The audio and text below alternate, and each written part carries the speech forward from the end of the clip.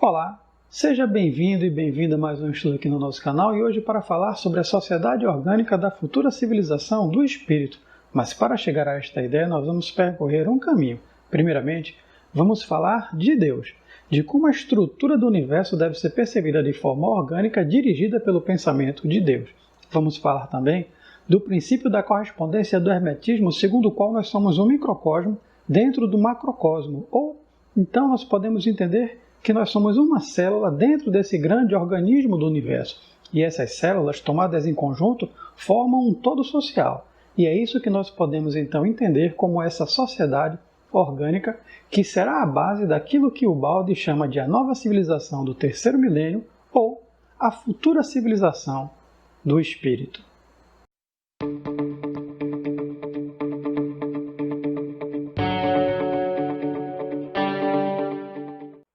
Olá pessoal, tudo bem? Vamos dar continuidade ao estudo da obra Nova Civilização do Terceiro Milênio, tomando como base o capítulo 5º, as grandes unidades coletivas, e vamos abordar aquilo que podemos chamar de a sociedade orgânica da futura civilização do Espírito. E para isso, vamos partir do princípio de que nós podemos pensar o universo como um todo orgânico, diz o Baldi, não apenas nesta obra que nós estamos estudando, mas desde a sua primeira grande obra, a Grande Síntese, no capítulo 29, ele já falava dessa ideia do universo como um grande organismo.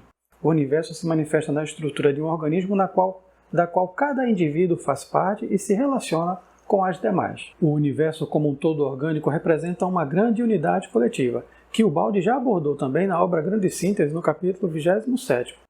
Essa grande unidade coletiva coordena unidades de eus menores, onde tudo permanece unido. E essas unidades menores podem ser chamadas de células, tomando como referência o organismo central do universo. Mas tomadas em si mesmas, elas representam outros tantos organismos, como veremos mais adiante. E é nesse sentido que podemos dizer que essas unidades menores refletem a grande unidade orgânica que é Deus. Em outras palavras, é aquilo que a tradição religiosa afirma quando diz que o homem foi feito ou criado à imagem e semelhança de Deus. A imagem e semelhança de Deus, a criação vai se repetindo em todos os níveis evolutivos até as partes menores. Deus é o eu sou do universo, o eu sou aquele que sou. E esse eu sou não é algo meramente conceitual e intelectual, mas é também energia e amor. Com o seu amor e energia, Deus liga a toda a estrutura orgânica do universo.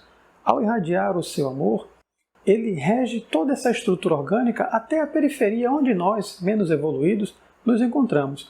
Podemos pensar a título de analogia num grande oceano de energia que pode ser captada ou percebida tanto mais quanto mais evoluídos forem os seres que compõem o universo e de acordo com a sua capacidade receptiva. É por isso que os grandes místicos, em todos os tempos e por toda parte, sempre fizeram referência ao amor de Deus. Ao perceber o universo de maneira orgânica, nós podemos igualmente perceber este organismo como um todo energia, amor. E nós podemos pensar numa outra analogia, que é pensar que, da mesma forma como o sangue circula por todo o nosso corpo, nós podemos pensar no amor de Deus presente em todo o universo e em toda a criação, uma criação palpitante do amor de Deus. Perceberam que nós estamos aqui utilizando muitas analogias? É porque nós estamos falando de algo que está além da nossa capacidade intelectual. Falar de Deus é sempre falar de algo que está além dos limites do nosso entendimento. Mas vamos avançar. Vamos entender agora como as ideias de Ubaldi se relacionam com o chamado pensamento sistêmico, para em seguida explorar ainda mais essa ideia de que nós somos um microcosmo, um eu menor, dentro do macrocosmo, do eu maior, que é Deus. O chamado pensamento sistêmico parte do princípio de que as propriedades essenciais de um organismo existem em um processo de inter-relação e interdependência com o sistema do qual faz parte.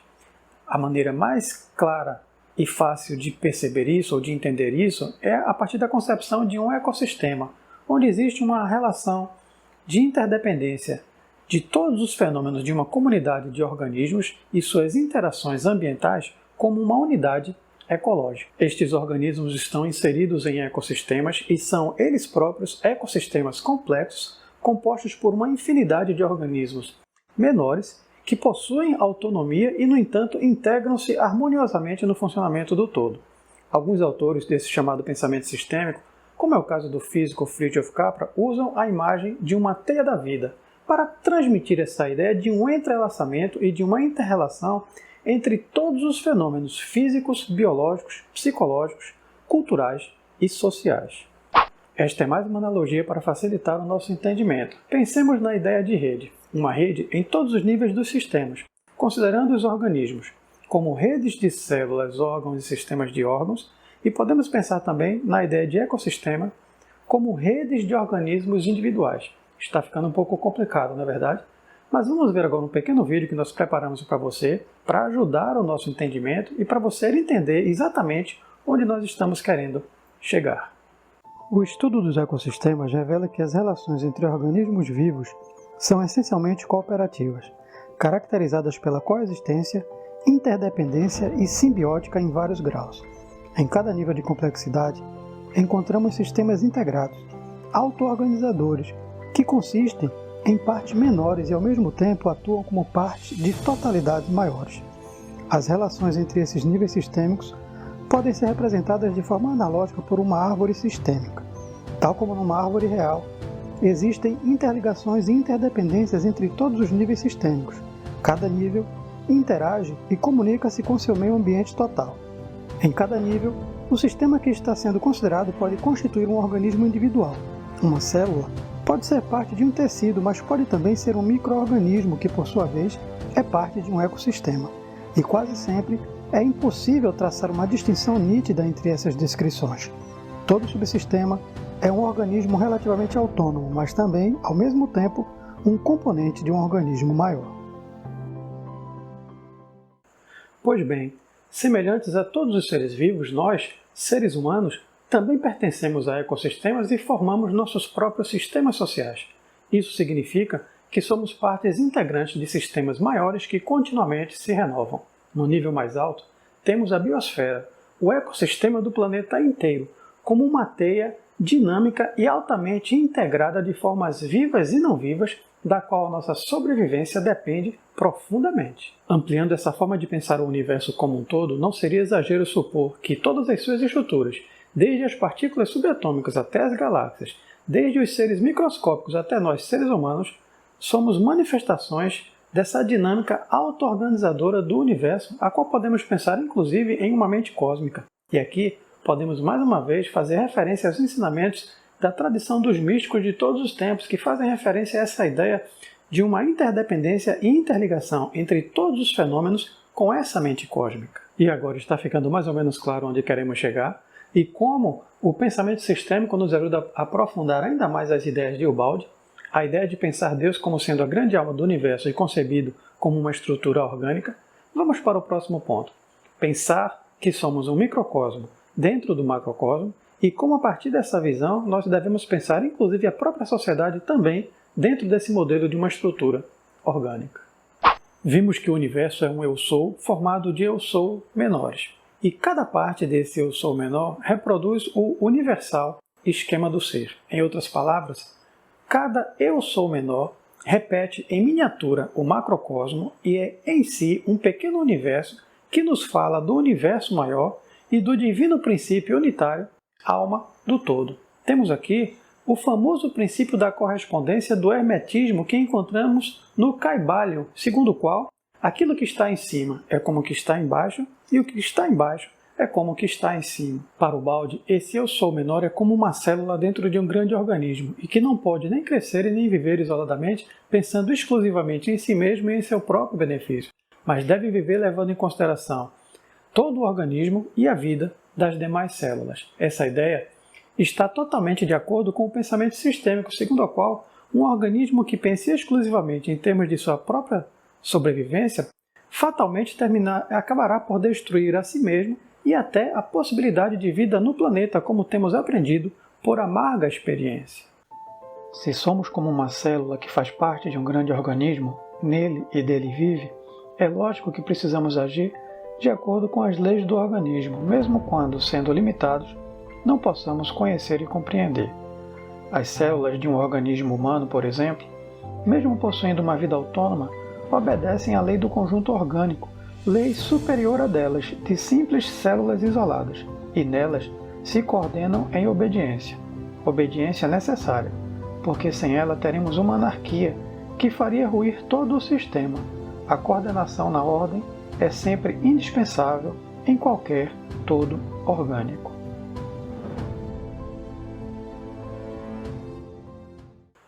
Podemos agora finalmente concluir nossas ideias em torno deste tema, que nos leva a pensar na ideia de organismos individuais e agora também na ideia de organismos sociais, naquilo que podemos chamar da sociedade orgânica da futura civilização do espírito. Perceba que em todos os níveis estamos sempre falando de algo que reflete tanto no nível macro quanto no nível micro. No nível do macrocosmo nós temos o universo como uma estrutura orgânica regido pelo pensamento de Deus. No nível do microcosmo nós temos pequenas células que refletem essa estrutura maior, e agora nós podemos pensar também que essas células fazem parte de um todo social que também deve refletir toda essa estrutura orgânica de que temos falado, que está na base e na estrutura de todo o universo. E vejam o que diz Ubaldi aqui nesta obra, Deus e o Universo, para que a gente possa entender um pouco melhor as ideias que estamos tentando passar aqui para vocês. Ele diz aqui na página 38, vejam só: recordemo-nos de que somos células de um grande organismo e de que nenhuma célula pode crescer e viver isolada. Uma célula absolutamente egoísta representa em qualquer organismo uma atividade perigosa. Ou seja, em uma sociedade orgânica, nós devemos pensar em termos de relação e integração. Os sistemas são totalidades integradas, formadas por organismos interdependentes. E para reforçar ainda mais isso que nós estamos tentando passar para vocês, vamos recorrer à própria obra A Nova Civilização do Terceiro Milênio, onde Ubaldi chega a usar a expressão gigantescos organismos sociais. Vejam só. As grandes unidades coletivas são gigantescos organismos sociais, colossais, monstruosos indivíduos biológicos de que o homem é célula. As classes sociais, tecidos. As classes dirigentes, cérebro. As massas, corpo. Através da evolução, a humanidade foi se adaptando em grandes massas sociais de forma cada vez mais extensa. E esse processo deve continuar, só que agora em termos de uma organicidade social e baseada no princípio da solidariedade orgânica. Sem esse princípio da solidariedade orgânica, pensar uma futura civilização do espírito não passará de mera utopia. E por solidariedade orgânica nós entendemos a ideia de uma organização social que não se baseia nem na força e muito menos numa visão egoísta e separatista, mas é a ideia de um irmanamento do todo social de forma coletiva e colaboracionista. Uma solidariedade que deve ser vivida tanto mais quanto pudermos sentir a vontade diretora do universo que liga a todos os seres em um amplexo de amor. Lembram que já falamos sobre isso?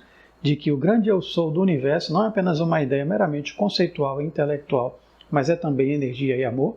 E se nós somos um microcosmo que reflete esse grande macrocosmo, nós também somos formados por esta energia e por este amor.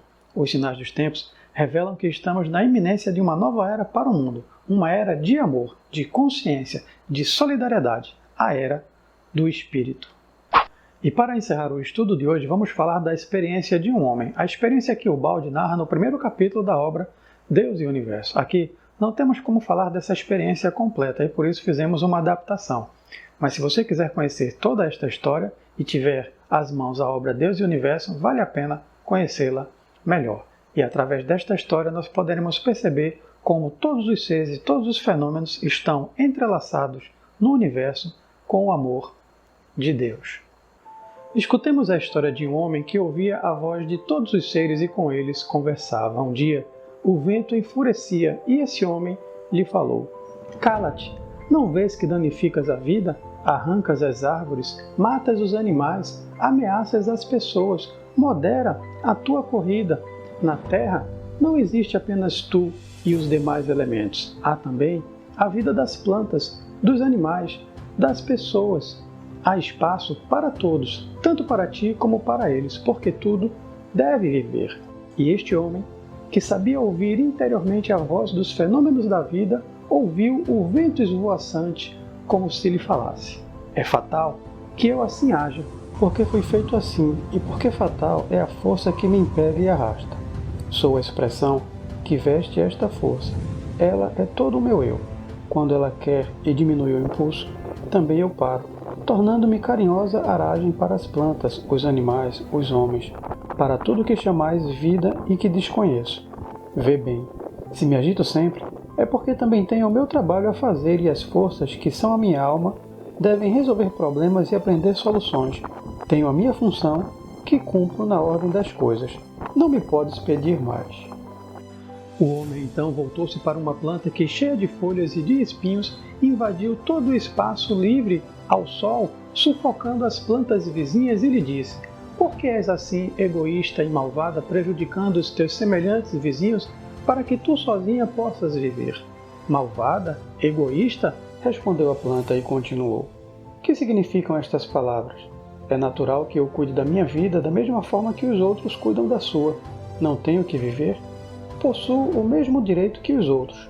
Se possuo os meus acúlios, é porque por mim mesma aprendi a formá-los, a fim de que os animais não me comam e mãos como as tuas não me arranquem da terra. Se quiser viver, esta defesa é necessária. Executo honestamente a minha parte de trabalho no organismo universal. Cumpro assim a minha função na ordem das coisas. Não me podes pedir mais.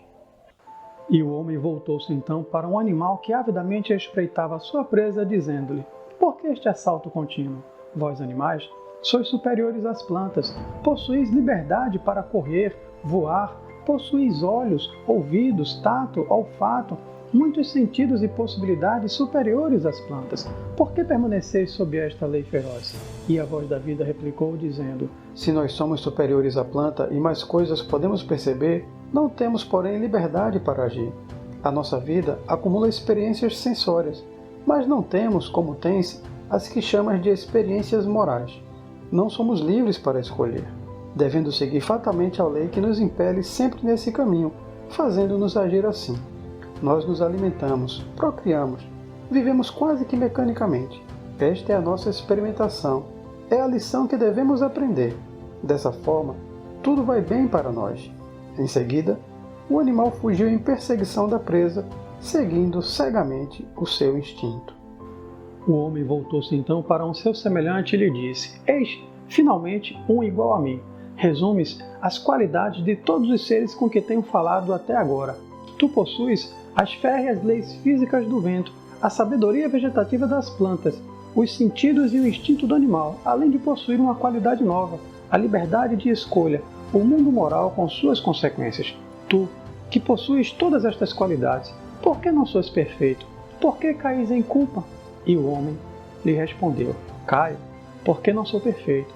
Se peco, é exatamente por possuir uma qualidade nova. Sou livre, tenho responsabilidades e direito de escolher. Devo viver a lei de Deus, não como cego instrumento constrangido por impulsos íntimos, mas devo vivê-la por livre escolha, e assim tornar-me consciente dela e compreender a lógica e a bondade dessa lei.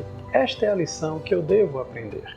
E depois de todos esses diálogos, o homem voltou-se para Deus e lhe falou: Senhor, agradeço-te por me haveres dado, pelo teu amor, o supremo dom de existir. Tu me fizeste um pequeno eu sou, a tua imagem e semelhança, no seio do teu infinito eu sou.